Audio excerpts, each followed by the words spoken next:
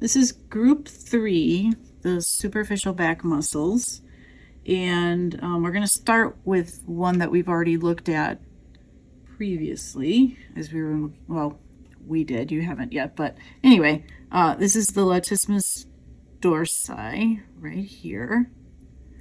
And right next to it is the bottom portion of what we would call the trapezius, but in the rabbit, it's broken up into 2 parts. This would be the spinotrapezius here, what people call the traps.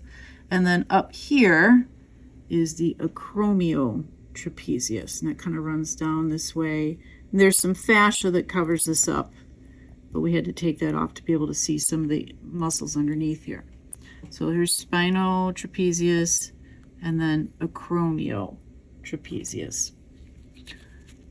Next to, we'll put the yellow pin in the latissimus dorsi there. Then I'm going to grab an orange pin and put that in a muscle that runs kind of alongside our acromiotrapezius up here, called the levator scapulae ventralis. And that's this guy right here.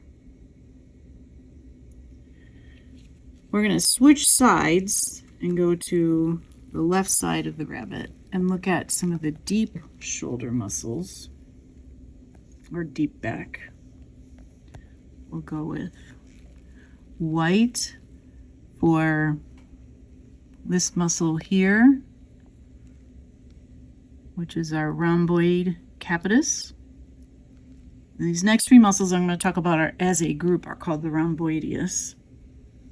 We'll go with green for our rhomboid minor muscles. And then, what color have we used? Red for the rhomboid major.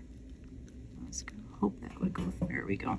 So, rhomboid major, rhomboid minor, rhomboid capitis, collectively known as the rhomboideus muscles. And then underneath the rhomboid capitis is a broad, flat muscle that is called the splenius. And that is this muscle up in here.